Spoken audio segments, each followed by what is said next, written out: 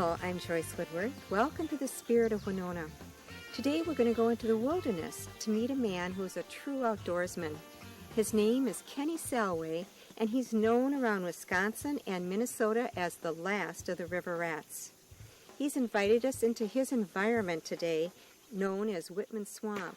Here's where he hunts and he fishes. He's also a river guide, and he educates others about living with nature. If he so chooses, he could live off the land solely here and teach others how to do so. Let's go into the swamp, meet Kenny, and learn a little bit more about the backwaters of the Mississippi River. To get to this spot in the wilderness, we followed Kenny Salwey through a windy road off of Highway 35, just past Cochran Fountain City, Wisconsin Elementary School, back to a 6,000-acre area of swampland known as the Whitman Swamp. It lies behind Lock and Dam No. 5 below Buffalo City. Kenny lived primarily in this swampland for 25 years, making a living off the land and learning about the rhythms of the river on a month-to-month, day-by-day basis. Within the past 15 years, Kenny began sharing his keen sense of living and surviving in the wilderness with others. Presently, he gives 100 nature talks per year. Today, he's going to share some of his insights with us.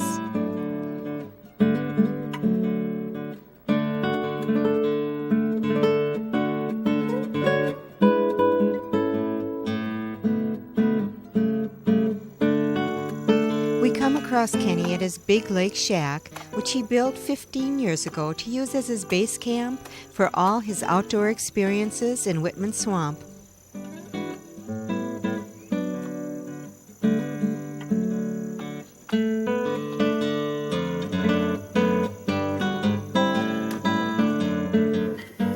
What really piqued my interest about coming into the swamp and meeting Kenny Salwey is the book that he co-authored with J. Scott Bestial, and it's called The Last River Rat. And this is like a month-by-month description of living in the wilderness and living in Whitman Swamp. It's a really fascinating book, and right now we're in the month of August, which I understand is the month of the insect, which is very obvious here today. And at this point, I'd like to introduce Kenny Salwey. Hi, Kenny. Welcome to the Spirit of Winona. Hi, Joyce. It's a pleasure to meet with you. Oh, well, thank you so much. I really did find your book fascinating. And the title itself is very, very interesting and very dear to me because my great-uncle was a river rat a long, long time ago. But tell us and tell everyone what a river rat is exactly. A river rat I guess it would conjure up images of a bedraggled, sodden critter of some sort, or maybe a muskrat. But a river rat is really something you earn that title, and it doesn't come easy. Years ago, there were a lot of river rats, healthy population of them along the Mississippi. Every little river town had families that survived with the river by fishing, hunting, trapping, digging roots, collecting herbs, doing some guiding seasonally. And somehow, I would guess it was just a change of social structure, where people began to expect more from life than the bare necessities. One doesn't take a lot of trips to Las Vegas being a river rat. It's a subsistence thing, where you live by the rhythms of nature, by the coming and going of the seasons, by your own wit, and by an awful lot of tenacity of a bulldog and the stubbornness of a mule and the disposition of a Tasmanian devil. So you roast in the summer, you freeze in the winter, and you are constantly working. It isn't that you escape work. You only escape selling your time to somebody. Now I understand then for 28 years you lived in the swamp. Pretty much made my living completely from the swamp and the hills, of course. You can't divide the hills from the swamp. The great rugged bluffs, their feet are bathed in the Mississippi River. So, Well, let's go a little bit into exactly what you get your income from. Now, you mentioned trapping. Tell me what you trap and how you sell it and what you do with it. trapping, back about, when I really was trapping pretty much all full time in the early 1960s. A muskrat brought 65 cents a piece. By the 1970s, a muskrat brought about $7 a piece. A lot of people began trapping when the price was high. That indicates to me it's a money thing, which I don't believe we can look at our wild critters or anything in the circle of life, our fellow travelers, as a commodity that we simply take as much as we can. Muskrats was the bread and butter of my trap line, still is. The muskrat's my favorite animal. People say, well, why not a beaver or an otter or something more glamorous? A muskrat is a little thing.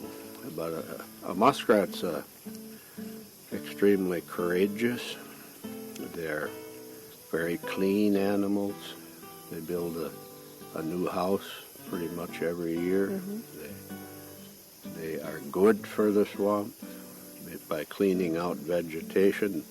They're entirely vegetarians, and so they do a lot of good for the wetlands. I noticed all your traps up here on the wall of your shack. Is one of these for a muskrat?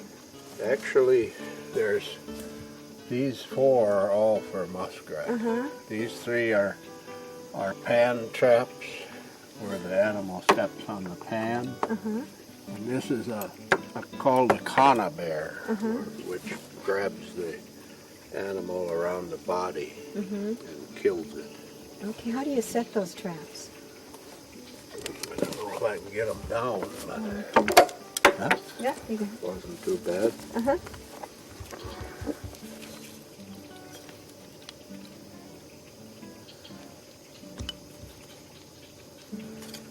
That's the way it's set, and then one takes a stake, which I've been whittling over here, taking the bark off of. You take the bark off so the beaver doesn't eat the green stake that you put. And that's the way it sets. And that's the way it snaps. What do you use for bait? No bait. Oh, you don't? Okay. Not generally. You set it where the animal crawls or walks. Well, this is called a conibear. Relatively new trap. A fellow named Fred Conibear in British Columbia invented this. And this is a trap that's a body gripping trap.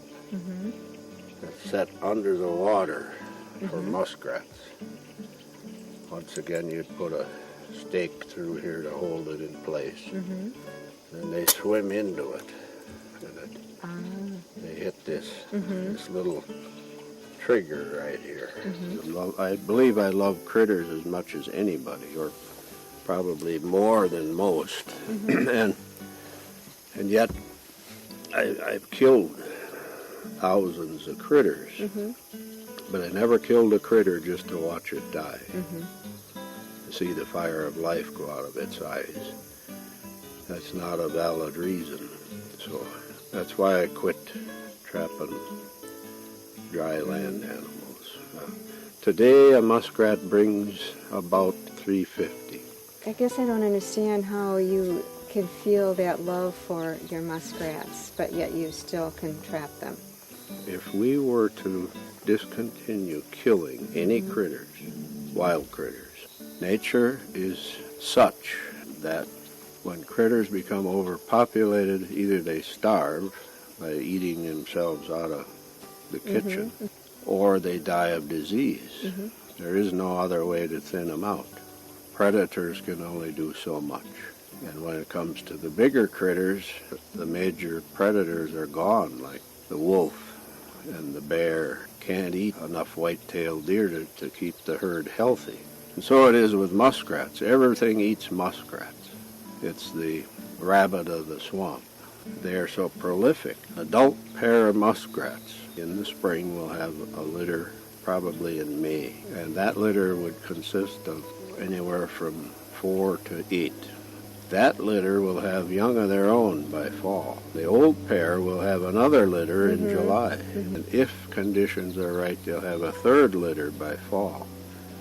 So you can start out with a pair of adult muskrats and end up with 40 of them by fall. So, yeah, it's good. It's good for them. I mean. Thanks for explaining that. The Tasmanian devil personality Kenny talked about earlier as being part of his nature seems to have subsided with his years of living in the wilderness. Today it is apparent his gentle side has taken over as he explains how he gathers roots and mushrooms, keeping some, selling some, and seeing that more are left for the future. Whenever you deal with roots or herbs or bark, there again, you take just a little and you leave a lot. That's the way it works. Okay, ginseng is the most highly priced root these days. When I first dug ginseng, it was worth about $30, $35 a pound. Now it's worth in the neighborhood of $400 a pound. It takes 3 pounds of green root to make 1 pound dry. Wild ginseng is the #1 root that I collect these days. Each September, Kenny looks for the 3 to 5 prong ginseng plant on a shady northern slope of the Mississippi Bluffs. During his search, he takes along ginseng seed to plant in the ideal spots for future generations to discover. I know in the spring you hunt morel mushrooms. Tell me about that. Is that another thing that you can make a living on, or partial living on it? Yeah, you can sell morels. I guess these days they're selling for probably $12 a pound or something like that, just fresh picked. Yeah, but I generally didn't sell a lot of mushrooms. I liked them too much myself. What are some of the secrets to finding morel patches? Morels generally are close to dead elm trees, American elm trees, which have, strangely enough, they call it Dutch elm disease. You want to find a tree when its bark is cracking. Not when the bark is all off of the tree, it's generally too late. And spores come off from the bark. So you can find morels a great distance from like 300-400 yards from a dead elm if the wind carries the spores. When Kenny picks morels in the springtime, he always places them gently in a mesh bag so that the unseen spores can shake back onto the ground as he walks, in hopes of regenerating more morels in the future. In the fall, there's many mushrooms. There's probably 30 varieties you can pick. And in fact, I like the hen of the woods the best of all mushrooms, better than the morel. That grows at the base of oak stumps. And it's the size of a loaf of bread generally, and it has kind of like a ruffly exterior, like chicken feathers would be, and it's whitish gray. The setting for Kenny's Big Lake Shack is virtually a swampland paradise. There are signs of his wilderness existence all around. The ribs from the deer carcass shows he doesn't waste what he obtains from nature, but gives back until even the smallest bird in the circle of life has had its nourishment from the larger animal. Fishing nets, traps, and skulls hang on the outside of the shack in readiness of the river rat. Kenny, what is this thing right here? This is a mudcat head. Actually, they're called flathead catfish. That's actually from a fish? That's a catfish head. Wow. How big was that fish? That weighed 46 pounds. And I caught that on a set line. which is a commercial way to catch catfish. You can put out a total of 400 hooks. Bait them with like dogfish meat or clams. Put them out in the evening after sundown. That way the turtles and smaller fish won't eat the bait off overnight. This is my main base camp. The Big Lake Shack is made out of oak lumber, treated with waste oil and kerosene lamps for light. 4 wooden bunks with a wood-burning stove. There's one wall hangs filled with kitchen gear, and then the dining table is a rough hewn table, a wooden table that I built. I had a bull snake here for many years that was over 6 feet long. It lived under the shack, and it was my mouse trap. I had rarely had a mouse in the shack when the bull snake was here. Kenny has spent his whole life living with nature and discovering the intricacies of its appeal. The calmness of a gentle canoe ride floating on the backwaters of the Mississippi River, with a new scene around every turn, wildlife waiting to be discovered for the pleasure of the rider. A walk in the wilderness with treasures hiding amongst the leaves below. A trained eye such as Kenny's seeking nature's art along the pathways. The fungus at the foot of the huge oak with other varieties at every turn. This one looks like the ruffles on a flamenco dancer's skirt. Kenny's knowledge can discern the poisonous from the edible. A look up to another of nature's treasures, a hornet's nest sculpted in artful swirls and created by the energy of one of nature's smallest creatures in the circle of life. Being close to these natural wonders has been a part of Kenny his whole life. However, they were only for his pleasure until the mid-'80s, when Jim Everson, a game warden, asked him to speak of his nature experiences to a group of teachers. Kenny tells us how the game warden handled it when he refused to speak. He said, "You know, you are one of the most selfish, greedy people I've ever met in my life. Maybe it'd do you good to share some of your outdoor experiences for a change." And said, not only that, you get $25 and a free meal, and I said, I'll go. So I went there and told some stories about my outdoor experiences, and afterwards some of the teachers asked me to come to their schools and do the same for their students. And I did, and I found out a most peculiar paradox, that if I want to see nature remain as I know it and hope to see it remain, I need to give it away. So I need to give it away in order to keep it. And I've been doing that for about 15 years now. And all over the Midwest, all different types of groups. And that's been very rewarding, especially with the young folks. Do you ever look at the students and can you ever pick out someone that you were like when you were that age that you identify with? Sure. Yeah, there are a few. What kind of students are those? Generally, they're restless students. They're ones whose real interest lies in nature. And of course, when you're inside of a schoolhouse 8 hours a day, 5 days a week, the opportunity to spend time out of doors in nature is pretty slim. A lot of times there's a great curiosity that I sense, and they ask a lot of questions. They're very interested, and that's good. A river rat has traditionally been somebody who makes a living with the river. The students ask questions because they are enthralled with Kenny's interesting nature stories. His talks reach everyone, young and old, And if one has a curiosity about the Mississippi River, there is no better way to learn about it than one of Kenny's ecological tours. Living off something else, one is a parasite. It's like a bloodsucker.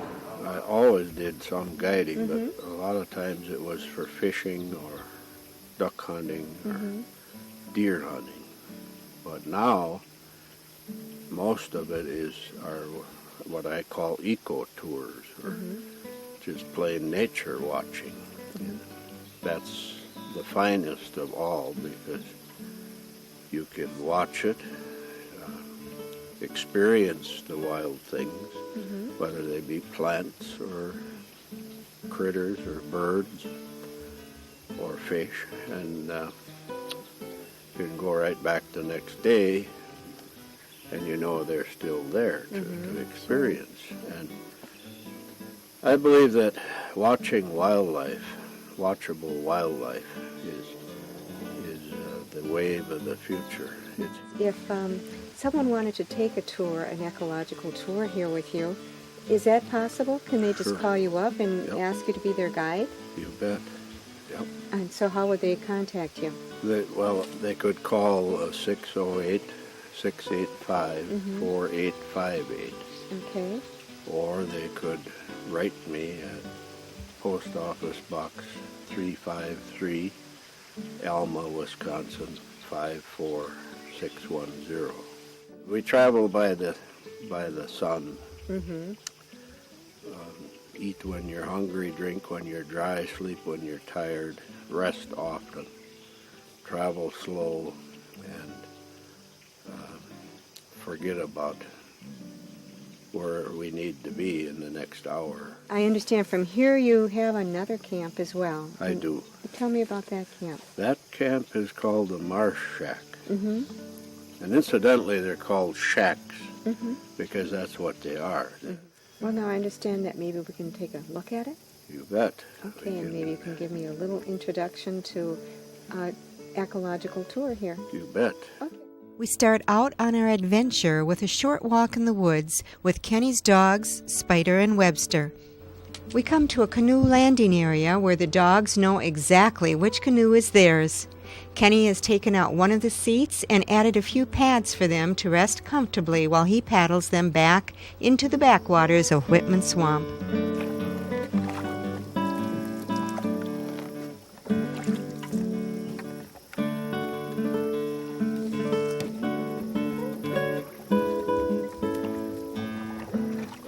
I tag along in a wide-bottom canoe that's slow and steady. You have to be stealthy. You have to be quiet to learn woodsmanship or outdoor skills connected with it. By canoe is a great way to observe wildlife. It's quiet. It's a natural, wonderful feeling to float down a backwater slough like a leaf on the water. The water in this particular area of the swamp is all spring-fed, making the water below us perfectly clear. The vegetation at this time of year is abundant. We pass flowering arrowroot near the shoreline. The paddling is smooth and easy as we take a turn in the river. We follow Kenny through an algae-covered section of water and head through a dense water forest of tall leaves that look like cornstalks. I find out later that this is wild rice. Here we put the paddles away and pole through, inch by inch, a section as long as a football field. We follow Kenny for a mile and a half through this spectacular, serene wilderness to a marshy island where Kenny takes a moment to describe the cornstalk-looking plant we just pulled through. This is wild rice, and this is the seed head, or the rice itself. It's still in milk. It's still white and soft. But within the next several weeks, this will harden and turn brown. Then all the critters feast. Sometimes I do too. We tromp through the tall grass, dressed according to Kenny's suggestion to keep off the mosquitoes and flies that are rampant this time of year. Jeans, a cotton shirt that hasn't been washed in a while, a hat, and rubber boots in case we encounter some Mississippi boot-sucking mud. Kenny has provided the walking sticks. This is the site of the old tent camp, Joyce. Oh, okay. Canvas stretched over peeled poles, sat on a wooden platform. Closets and cupboards were paled with covers on them. And What was your purpose of picking this site for it's your tent? halfway between the big lake shack. Okay. And when I worked in this part of the country, I had a place without going way back in the winter especially.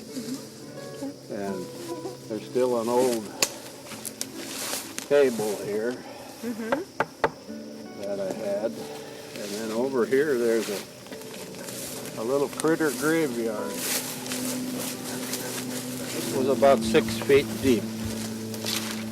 And here's where I put the critter carcasses, returned them back to the earth, and the other critters could use them. Possums, raccoons, skunks, hawks, such. I suppose someday they'll have an archaeological dig around this country here, and they'll find all sorts of remnants. That's the lower jaw of a muskrat. A walk farther out into the swamp takes us to Kenny's third camp area, the Marsh Shack, which he took possession of in the 1970s. And the Marsh Shack sits on barrels. It's been made out of wood, and it goes up and down with the water. So it's been afloat many times in floods. What did you do day after day here when you camped out here in the wintertime? Work. Lots of work. You see, it sounds adventuresome and a romantic kind of a life, but it's hard work. You've got to cook your meals, wash your clothes, get your water, your firewood. Those are all just daily chores that take half a day. You know, in town, that's probably an hour's worth of work. So lots of work, and of course, I did a lot of reading. Reading became my biggest, it still is my most enjoyable pastime.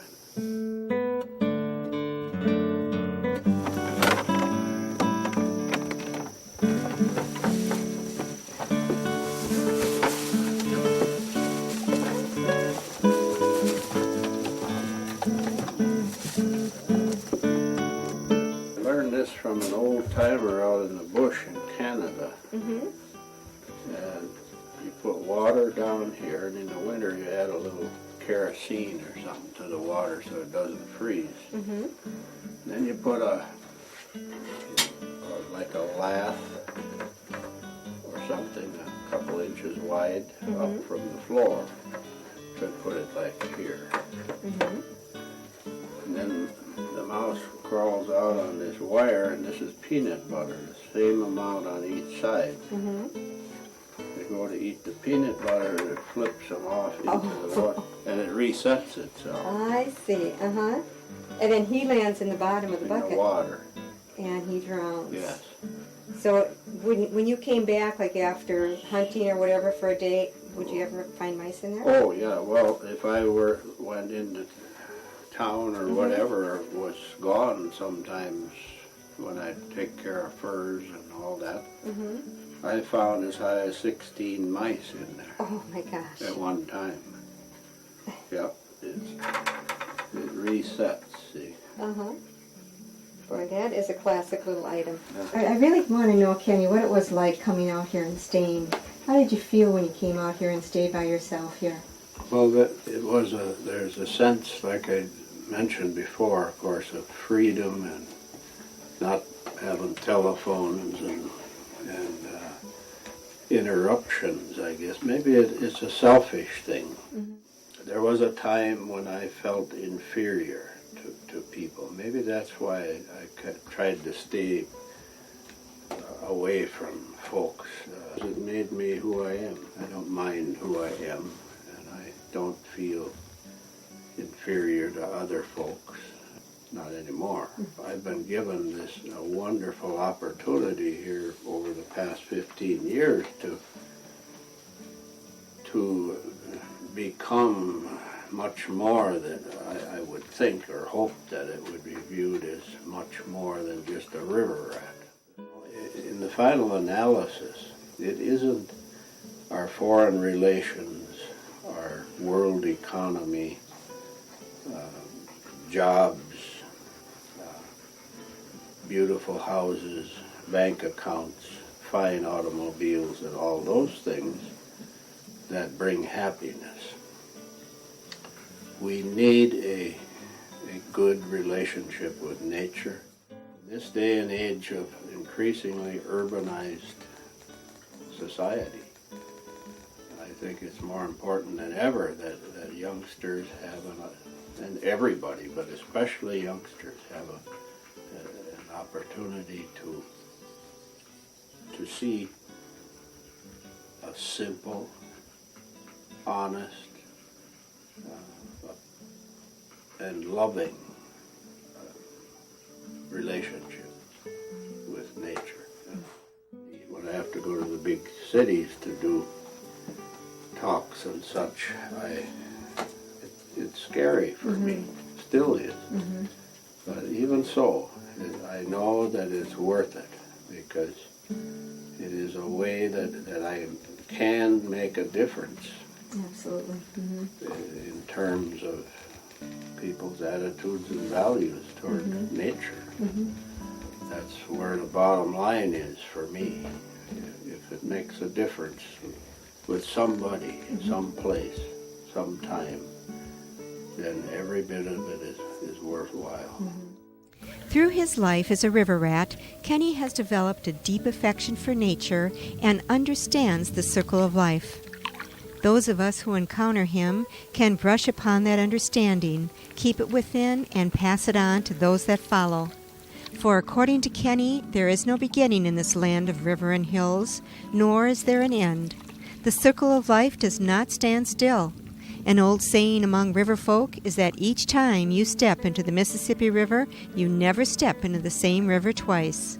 Thank you for joining me today with Kenny Salwey in the backwaters of the Mississippi River. Please join me again next week. Till then, enjoy the Spirit of Winona.